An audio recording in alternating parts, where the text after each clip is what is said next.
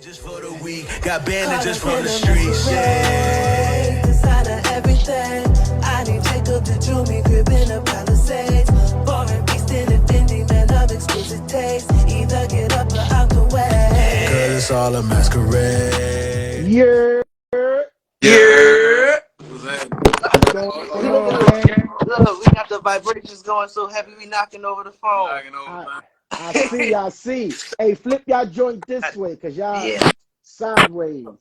Yeah. You turned off There we go. There we go. Do I? Is it good? Yeah, we should be good, right? Y'all good? Good. Cool. All right, there y'all go, man. First and foremost, man, I want to welcome y'all to the IG live. Training Day CLT. Obviously, you see in the background, No Advisory Podcast, the #1 podcast in Charlotte, North Carolina. 4-time award-winning podcast of the year in Charlotte, North Carolina. I always got to put that out there. Sure. See the hardware, you know. But man, yo, listen, man, I want to congratulate y'all guys first and foremost for winning last week's Trainee of the Night. Winning that. A lot of people don't know that it's a contest. We don't put it out there as a contest because obviously we are open mic. But we do want to reward, the artists or the performers that has the best performance of the night. And you guys put on a show. I wasn't there to see it physically, but I saw the audio clips. I saw the videos. I was like, yeah, these guys, they did their thing, man. So congratulations on winning that already. So let's start with the name, criminxlchaos. Where did that name derive from? criminxlchaos actually was birthed from a conversation that Matt and I had. We were actually talking about art, Basquiat specifically, and just talking about how like we operate in a system of just like disorganized chaos. And we were just thinking about like how that could be applied to like a name for what we were doing. Right. And in terms of music, we felt like we were kind of criminally coming in and just taking over. Like, we feel like we wanted to bring something new, fresh, criminal, if you will, to the music scene. So criminxlchaos. Wait, we ain't got no criminal backgrounds, do we? No criminal backgrounds. My mama watching, so. Okay. I had to put that out there. I was like, hold on, man. We don't want to promote criminals. No actual criminal behavior, just on the music scene, man. All right, fact. Because I first caught whiff for y'all because we had done this thing for like a whole month. I still got to get back to it where we promote the artists that send us some clean music. So one of the songs that you guys sent over, and that's when I got whiff for y'all. I'm like, yo, this song is dope. It's different. The vibes is so different. So I want you to describe the sound that y'all guys are putting out for the people that don't know your music. I'll let you take that one, man. I honestly, man, as it pertains to sound, man, it's just we're trying to be different without trying to be different. It's just pure energy. We want to. We taking a lot of music. Both of us, we listen to a ton of music. We send a lot of music back and forth, and so just kind of taking stock of the landscape of the industry. We was like, we kind of want to bring a different feel. We want to bring a different vibe. We want to be marketable. We want to be promotable. We want to, a song that you can play in the club, but you can play in Forever 21 as well, So we wanted to kind of bring that type of energy. We wanted to more so focus on just good sounds, making sure it knocks, making sure it hits you, making sure it resonates, and just music that you can feel good about. We feel good about creating it. We feel good about sharing it with our family, with our friends. And we just feel good about it, and without really giving way to a certain formula that we subscribe to. We just kind of set about. I don't think we set about like, yo, we want to create this type of music. It kind of just came into like we just want to create music that we feel great about, and the partnership was so great that it just birthed what you now have heard and have seen. Right. So where you guys, because obviously we got hip hop and music, you got the singular person, it's a duo, so where did you guys first originally meet, and how did y'all come to about say, hey, we're going to form a duo and create music? Yeah, man. So we actually met in the studio. We met at Grindhouse. Shout out Jason Jett in Grindhouse. I actually went back in 2021 after the pandemic. I was trying to get into music, so I went to record a song that I had written. And at the time, this guy pulled up to a session either early or late, one of the two. We never remember. But he ended up in my session. I actually was looking for a rapper to be on the song. He was like, "Yo, I rap," and it kind of just went from there. Oh, so all right, so you the singer, and Yeah. so I'm pointing right here in my list, the singer and the rappers on the right. Sure. I mean, that's a dope combination, because when you're doing music and when building a foundation, sometimes different, opinions come into play and different egos and stuff come into play. So how do you guys kind of like, I'm pretty sure y'all had y'all spats here and there. So how do you guys kind of like say, all right, we're going to overcome this and gel it together and keep it together? I mean, it comes from, I think at the end of the day, most importantly, just a respect factor. I respect the level of work and effort that he puts into his craft as a singer, and not only as a singer, but as a musician as well, and vice versa. He respects me as a rapper, what I bring to the table and the work that we put in. So when y'all both understand the work that y'all putting in, all differences can be overcome. You know what I'm saying? Because it's not about, well, I need to do this, or I need to do that. At the end of the day, it comes down to how are we going to be able to put out the best song possible. Right. And we're both very intentional on making sure that we're in service of the music. It's not him trying to be the best singer. He is. It's not me just trying to be the best rapper. I am. But it's both of us trying to make the best song. And what do we need to do? And what compromises do we need to make in service of that goal? I think to just kind of piggyback on that and to sum it up like real succinct, it's like there's no ego involved. Like we both do this because we genuinely love making music. The energy that we bring to the stage and to our music is genuine because it's what we love to do. And I think that takes precedent over anything else. So even in situations where we may have disagreements or spats, it really is like a brotherhood. Like, I've known this man now for 2.5 years, and we go at it sometimes. And we have differences of opinions, but, at the end of the day, it really comes back to the love of the music and really just trying to do what's best for that. Facts. So where y'all guys originally from? I'm originally from Buffalo, New York. I've been in Charlotte now. Shout out New York. Okay. Yeah. Yeah, I'm from Florence, South Carolina. Big 843. Turn up. You from Florence? Yeah. That's what. I'm born and raised in New York, Brooklyn, New York to be exact, but my family is from Florence, South Carolina. I don't even know why you said that shit. Florence is fucking horrible. Excuse. I don't mean to offend nobody, but yo, shit. Like, I'm just trying to figure out, like, I know from New York, it's culturally, music oriented. Like, how does that and from y'all backgrounds influence you guys' music? Because Florence ain't got no. you gonna put Florence on the map, man. Like, yeah. So how did y'all backgrounds, as far as where y'all from, help the music and help y'all come together, help y'all in y'all music careers? I can't speak to Florence, so I don't know what they do out there. I don't know what they're doing out there, but I know this guy is in terms of music, he's one of the most eclectic people I've ever met, and I think that's why we gel. Because similarly, like, I listen to everything.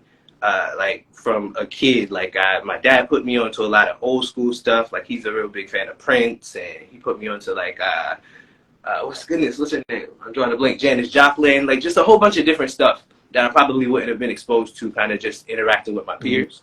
And so I developed just a love of music from that. And linking up with this guy, he has a similar background. So I think that it kind of just gels. Like he said, we'll send stuff back and forth, via text message. Yo, check this album out. Listen to this EP. I like this sound. And it kind of morphs into everything that we do. So it actually and it complements very well because I grew up a lot of course hip hop being my base, you know what I'm saying, but more digging down deep into it, trap music. I grew up on Gucci, OJ Juice Man, WAP, you know what I'm saying, T.I., all them boys. So having that base for trap, which is where kind of you've heard some like the aggressiveness of our music, kind of the sound, like just how the drums and how we just arrange our records, combined with his, you know, he comes from a background like he said Prince, Janis Joplin, like people who are really intentional about songwriting. So we just take that New York, that sheen, that shine, that polish, and you merge it with the South, and you just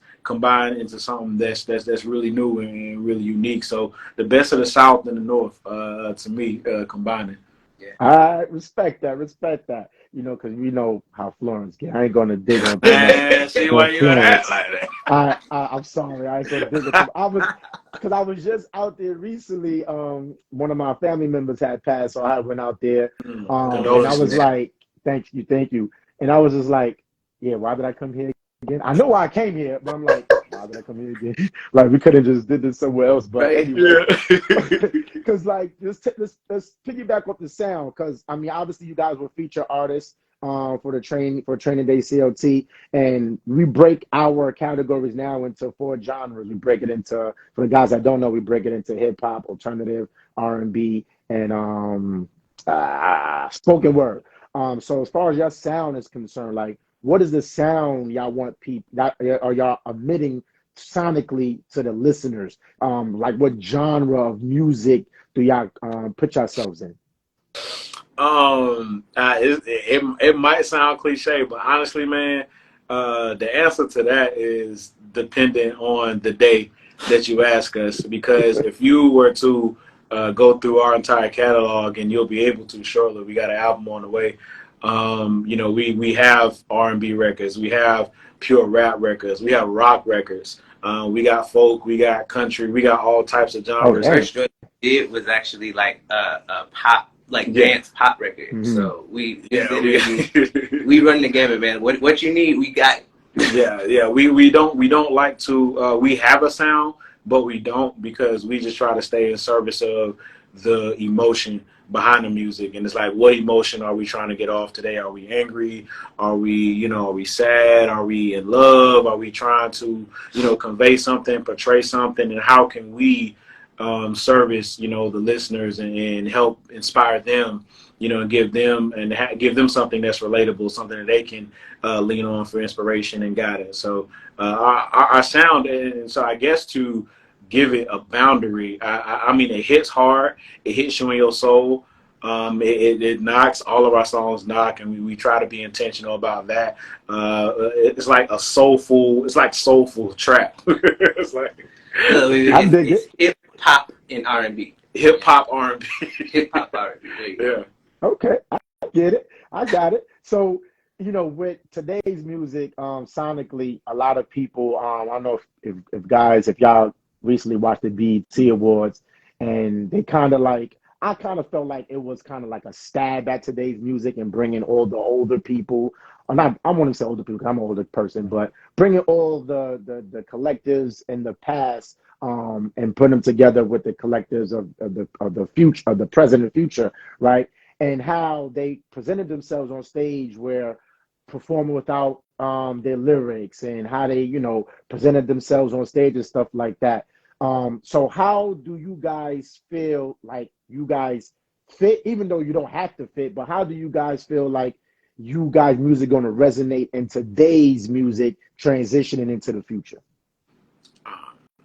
I feel like, honestly, we're in perfect position, man. We were trained. I mean, we've been in the studio for a while, so we kind of been in the industry as far as understanding what it means to not only be a songwriter and just have ideas that you want to put out, but what it means to actually be a professional recording artist and a professional performing artist as well. So what that means in terms of having proper show tracks. I mean, from our first performance up until now, we're very intentional on actually performing our songs. Like, we don't do karaoke. We're not performing over the lyrics. We're not, I mean, we work out. I mean, we run. I mean, just so we can have the breath and the lungs to actually give people a show. I mean, and that's honestly what I feel like, and nod to, what the BET Awards really was paying homage to. But it was like, I mean, back in the day, you really had to rap.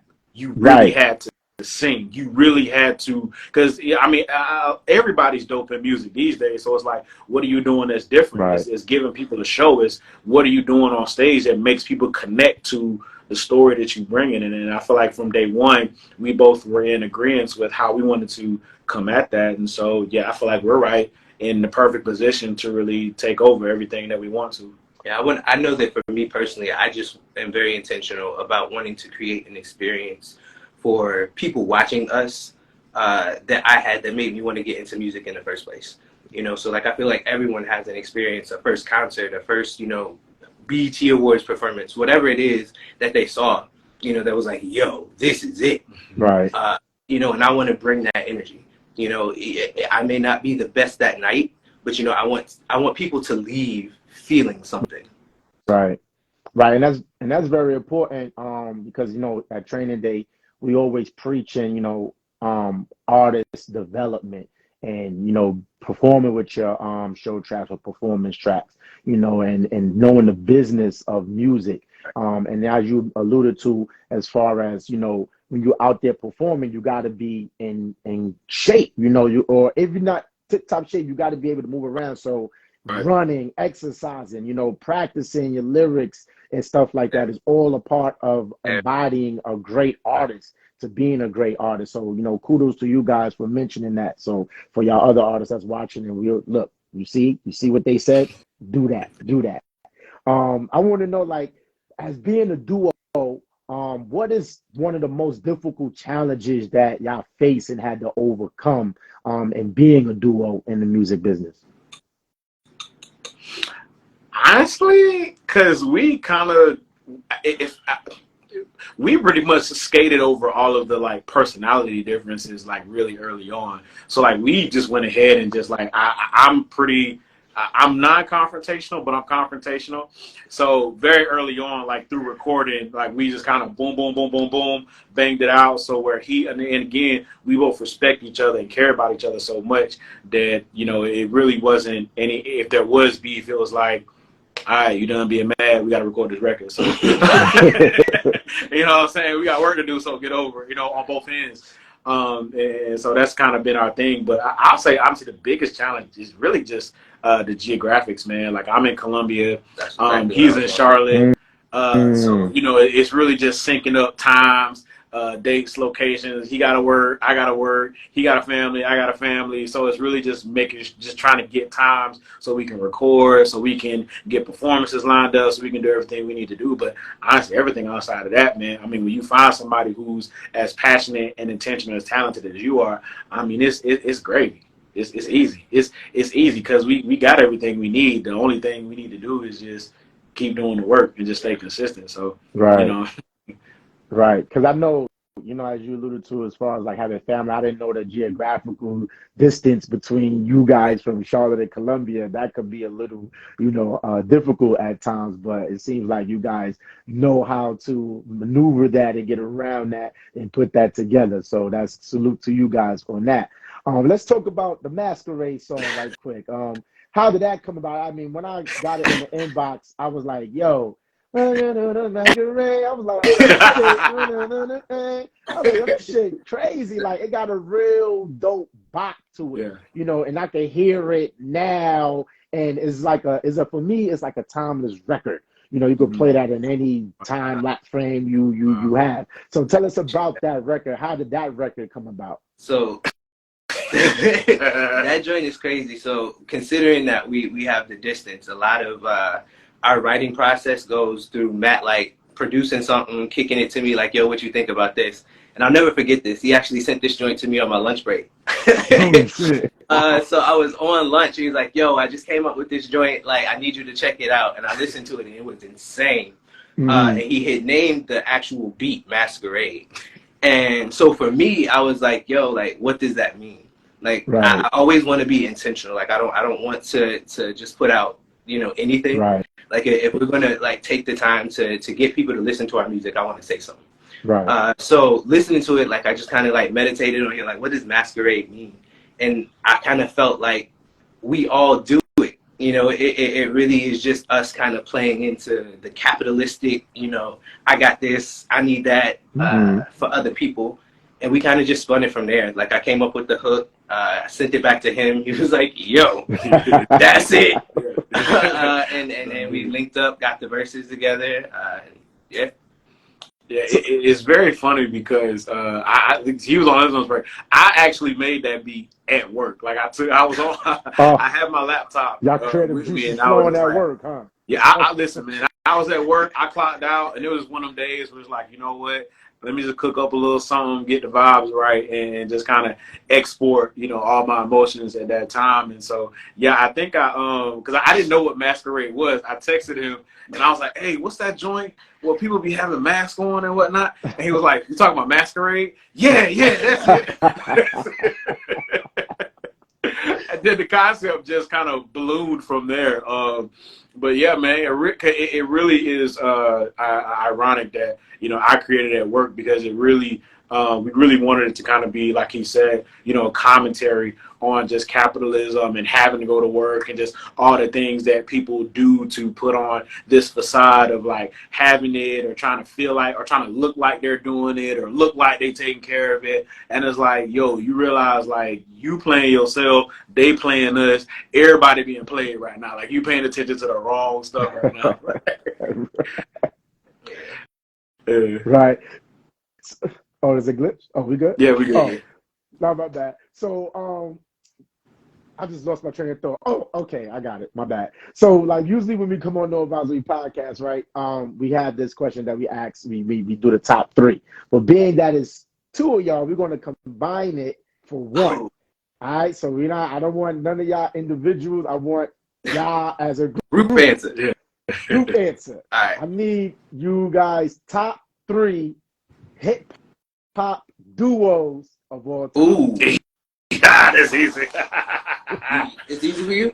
Yeah, okay, what you got? For sure. But I mean, I feel like, if you're talking about duos, I mean, if your first or second answer isn't Outkast, I mean, what are we really talking about? What are we doing? Yeah. Absolutely. What you got? What you got on Outkast? Dang. So that's 1. That's Outkast. Hip hop duos. That's one your alley, bro. So I'm gonna give you Outkast. I don't know. I'll say here's another answer I'll give, because I feel like our dynamic takes on a lot of that. I'll say Missy and Timbo, if I could use that, because our dynamic definitely takes on, Missy Elliott. He's saving you. Right. Phone a friend. Right. Facts. So that's 2. And then honestly, thirdly, I'll say Eric B. Rakim. Man, just kind of taking it back, man, because we're definitely, even though I am an artist, but honestly, how I best serve Criminal Chaos really truly is from a producer perspective and supporting this man's great singing ability and songwriting ability. You know what I'm saying? I feel like both Eric B. and Rakim, Missy, I mean, everybody's artists and everybody's singer songwriters. You know what I'm saying? At the end of the day, and so being the fact that I produce a lot of the records that we do. I rap on a lot of the records that we do. You know what I'm saying? We at different times, like we have songs where I'm nowhere and it's just all him. You know what I'm saying? So in terms of the group and in terms of hip hop duos who have really, I know for me specifically, what I grew up listening to, we talk about Illmatic, one of the first hip hop records that when I first learned what hip hop was.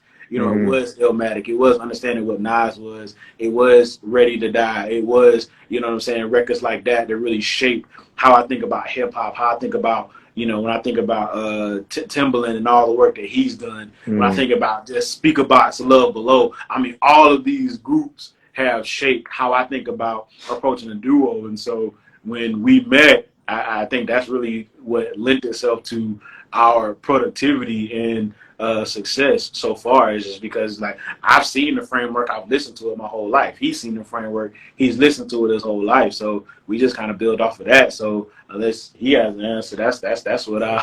No, I was just gonna say to that point. Like I think that there's 2 points that I want to make. I think that those are really good answers because they lend itself to the creativity of Criminal Chaos. So I think about those particular artist duos, and sonically, like they were very much all about pushing boundaries. Right. Sonically, you know, they didn't follow the trends. Beyond that, I think just the intentionality of locking in with a person, you know, That's the sauce. that That is the sauce. like that's definitely been our, like, outside of being in a group with this man, like, this is my brother, you know. So like we Look, he beef, you know, crying, we love, man. Don't let him cry, man. right. Get you like that. But for real, like being able to lock in with him on a level beyond just like, yo, you're my producer, I'm a rapper, I'm a singer. Like it's tremendously helped, and I think that you know, circling back, is the same thing that those duos did too. Right. Because you know we celebrating 50 years of hip hop. You Yes. know, I salute the hip hop, and where it has started and where it transcended to and where it's at now. Where do you guys see hip hop going from here to the next 50 years, and where do you guys see yourselves in that picture? Mm. I have an answer.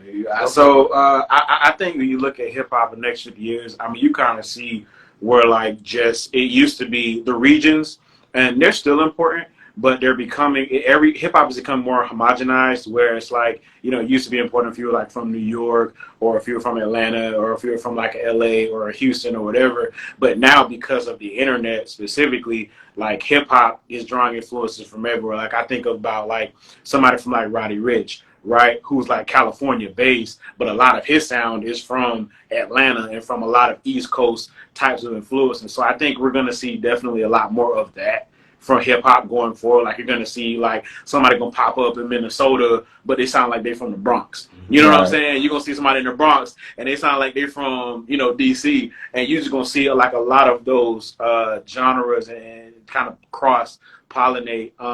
And what I feel for us specifically, honestly, man, I think the level of, like I said, I come from a different world of hip hop. He comes from a different side of hip hop and music as well. And because of, you know, he sends me stuff I ain't never heard. I send him stuff that, you know, he hasn't heard. I think that because of the level, the span of music we're able to cover just with us, I think we're in good position. Because honestly, man, even zooming out of hip hop in general, I feel like the way that we construct music, the way that we write our music, we don't really say we're trying to make a hip hop record. Right. Like, we're trying to make a rap record. Right. Whatever. We say, what's the emotion and what's the best vehicle to capture that? And I think the people who are able to do that consistently, as well as give themselves to the people on stage, are going to be the people who are really successful in the next 50 years. Because, I mean, like I said, you see, like, you know, a lot of people, like, tons of people make music. Right. A lot of it's like, we in an apartment right now. I'm sure it's at least 100 people in this apartment complex who make music. But can you give something that is meaningful?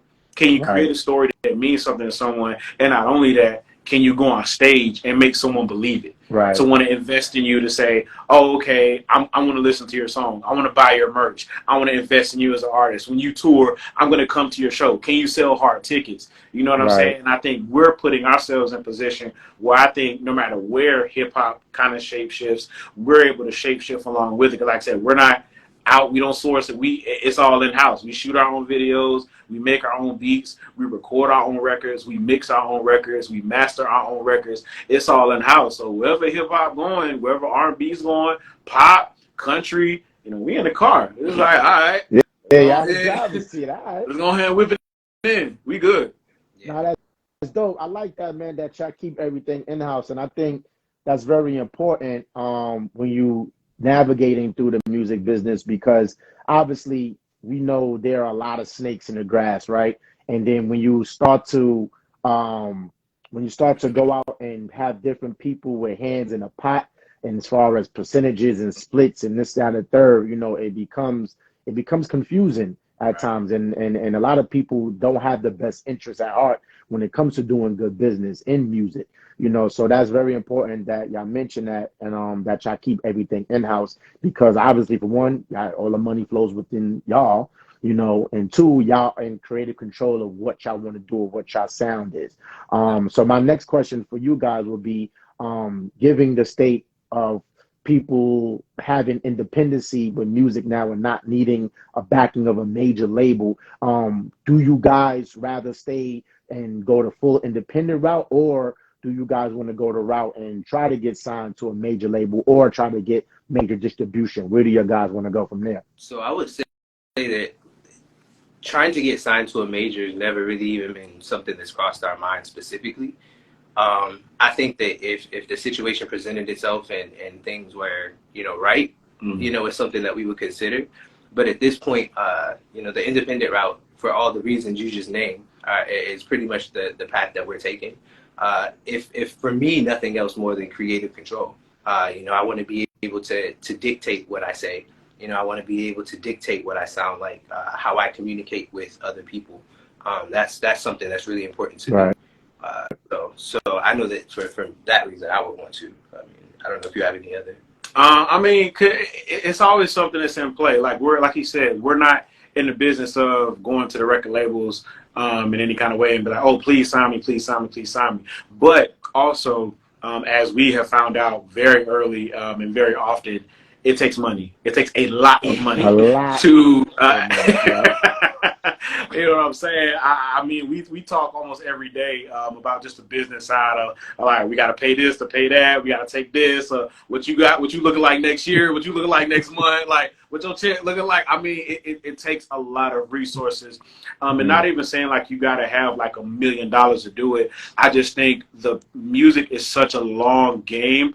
It's like, are you able to sustain yourself long enough to start seeing those residuals come in from the different things that you're doing, whether it be streams or merch or tours or just different things like that? So I think to kind of anchor his point, it's really a situation of, does it make sense for us to partner with someone with respect to not only creative control, but also the level of resources that we need? So like you said, you brought it up. Does that mean a distribution deal potentially? Does that mean a licensing deal of some sort for us to get the resources to be able to scale up into, okay, well, we're Charlotte based now. We're going to need to eventually push further west. What are we going to need to be able to actually go on tour, to actually be able to, because if our song went, platinum right now, we don't have the resources to service that. You know what I'm saying? Like, what are we going to really do to be able to, we can't facilitate a tour right now.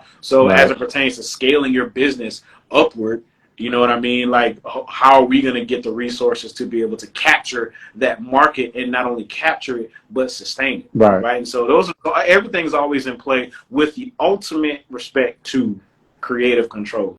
I will not be silenced. He will not be silenced either. We're going to say what we need to say, the way that we need to say it. And if somebody want to give us money to say what we need to say on a bigger level, I'll take it. Take it. Take the bag. Take that shit and give me that. Give me that. Absolutely. So listen, it won't be no advisory podcast if we won't ask a controversial question. Okay, then. So listen, who are your top 3 worst rappers today? That's tough. That's because when you say, all right, so help me out here. I'm going to ask for help. And here's where I need your help. When you say worse, because I'm an engineer as well, and I've been in the studio with a lot of different artists who do a lot of different things. Soul, bro. God bless your soul. Right. So follow. So follow me. Right. So I've been in the studio with a lot. So when you say worse, like what is your? Do you have like a certain thing? Because worse in music is subjective. Because we've seen in music a lot of things that you would probably say, oh, that's trash, but it sells. Right. So is it bad, or is it just not your taste? Okay. You know what I mean? So it's like, when we say worse, is it like, we've seen people be off beat and go platinum. Miss the beat entirely. The beat, you might as well take the beat out and do acapella. But they go platinum. You know what I'm saying? So that would be a tough answer. But do you have an answer? I'm actually. Look, I could give you 50. Right. I mean, you answered. Now I'll piggyback. I'll piggyback. I'll let him. I mean, you said offbeat, and I immediately thought Blueface. Okay. I can agree on Blueface. Like I said, Blueface. Right. Y'all gonna be mad at me, but I don't understand the Ice Spice thing. Like, I mean, trash too. She's trash. Right. Like, so I get it from a visual perspective. Like, I understand what y'all. Sorry, Ice Spice. But I mean, we talking hip hop. We talking verses. Yeah. Man, I don't know. Insert any other mumble rap, because for me, it's like I'm intentional about like, what are you saying, man? Mm-hmm. Right. You know, so like if I can't even understand what you're saying, like I'm already. I can say that. I can say that. Oh gosh, because everybody that's trash that he mentioned, they got a song I like. Ice Spice got a song that I like. What song? Yo, she sounds the same on every track. What do you say? I said, which song of Ice Spice do you actually like? So I like she dropped a new joint a couple of weeks ago, Deli. I'm a fan of that. That new Deli, because it's not like, because again, especially if you're an old head, right, and you grew up when like hip hop was Tupac, Biggie, Big Daddy Kane, like Nas, and all them boys, Jay-Z. Like if that's your like focus point, then yeah. But it's like, if it vibes, if it's cool, if it gets the party started, I can't say that it's bad. You know what I'm saying? Because hip hop has always been. The question was worst rappers, bro. We ain't talking about a vibe. Yeah, you're right. So I say, let me see. I probably say Sexy Red. I probably throw her as number 3. I probably say her as number 3. But I do love a lot of her records as well. But like rappers, technical ability, so that'll be the third entry. Who was the other 2? So that you said Blueface, Ice Spice, and Sexy Red. Okay, Blueface, Ice Spice, Sexy Red. Okay. Yeah. I was hoping you would say Sexy Red. I get, you know, the page, the training day page, quote unquote, because I be on there going ham on these shit like, yo, this shit is trash. And you know, it's like, I don't care. Like, I be hiding behind the page like a mother. Like, man, I ain't gonna not anybody get in the bag. Respect her hustle. Like if it's out there for you to get it, I don't understand it. Yeah.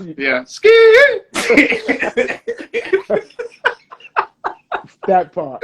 So my final question, man, for you guys is, where do you see yourself? Because you know everybody asks always the cliche question. Where do you see yourself in the next 10 years? I hate that fucking question. I always say, from this day, where do you see yourself a year from today? Where do you see yourself? Dang, man. Gonna put some motivation behind you. Right. So because there's the people. I know somebody recording right now. I keep it a stack. I think in a year we run in Charlotte, keep it a bean. And that's not from a place of arrogance. That's not from a place of conceit. That's from a place of consistency, hard work, and dedication. I see us at the very least where you don't go to a venue in Charlotte or anywhere in Charlotte and you don't know what we got going on, honestly. And I'll let you kind of give your spiel. Yeah, no, man, I agree with that. Definitely be it like you gonna know Criminal Chaos. If you in music, you trying to get in music, that people, yo, you need to tap in with them boys. So that I definitely want to get a QC Music Award. That's on my vision board. Okay. So next year I'm trying to, you know, give my thank you speech. I'm a double down. And you can put this on the record. In the next year, all right, Criminal Chaos, anytime anybody sees us on the ballot, sees us on a performance list, sees us anywhere near an event, okay, you scared. Talk your shit. You terrified. Okay. You're not gonna want to see us from rapping. You're not gonna want to see us from singing. You're not want to see us from performing, from producing, anything around music. You will be, in the next year, you will be scared. People gonna withdraw that. They're gonna see Criminal Chaos on the list, and they're gonna be like, "Nah, I'm gonna do next week. I don't know about that."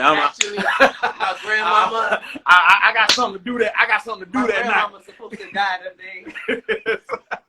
Oh, rest in peace to grandmamas across the world. grandmamas across the world. Nah. Facts, Right. facts. Staking that claim. That's what we on. Nah, he said what he said, and I stand behind it, man. Yeah. Listen, That's the get goal. that shit, man. Yeah. That's the Because you goal. mentioned Queen City, we got two of them motherfuckers. There you in go, the city. bro. You know what I'm saying? So, you know, in making a staple in your own city, you know, means a lot.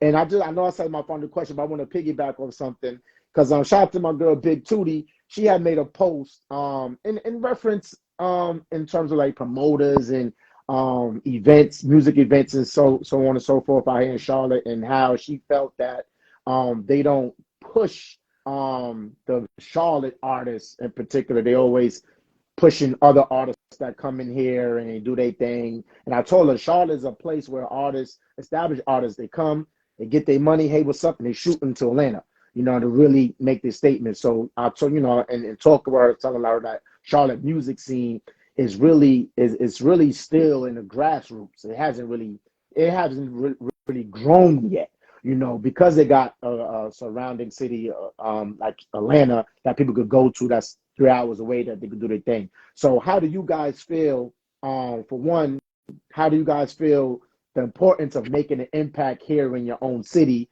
and two, getting out of Charlotte and grassrooting and spreading your music? I think both are equally important, and so being born in South Carolina, and just I've spent time. I've lived in Charlotte for a time. Born in South Carolina, I think both are equally important. I think, you know, if you really care about, you know, the people, if you really care about bigging up your community, which is a big part of what we're trying to build, ultimately is community. And I think that's really how you get people invested in what you're doing. So I think you definitely, I think you can do both at the same time. And I think that you can, you know, equally build up your own. What I don't really vibe with is when people be like, oh, you can't do it in a certain place because you got the internet, right? So it's like, if you saying, oh, you can't do it in Charlotte, nah, you're just not good enough.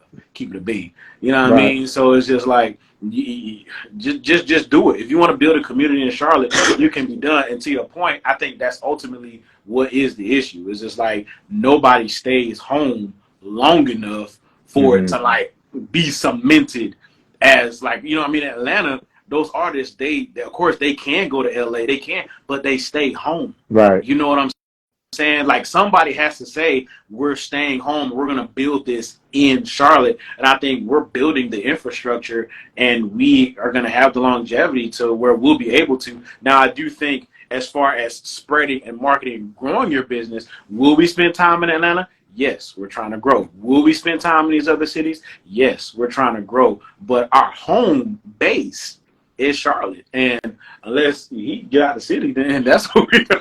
Now, if he move, I'm gonna have to follow the. You know, as long as he in Charlotte, as long as we in Carolina, this gonna be a Carolina thing. I actually started a record label that's based out of Columbia, and that's like our whole thing, like building Carolina. Like that's what we're trying to do. You know what I'm saying? So it's $1 Million Records LLC. Look us up. You know what I'm saying? Like that's what we on. You know what I'm saying? So your question's right up my alley. That's what I stop talking. I'm a preacher. I'll get back to Mike. You know what I'm saying? Hey, he ain't gonna be before you long. I ain't gonna be before you long. I'll let you go. Hey, a wise man once told me, take trying out your vocabulary. So you ain't trying nothing, brother. You don't.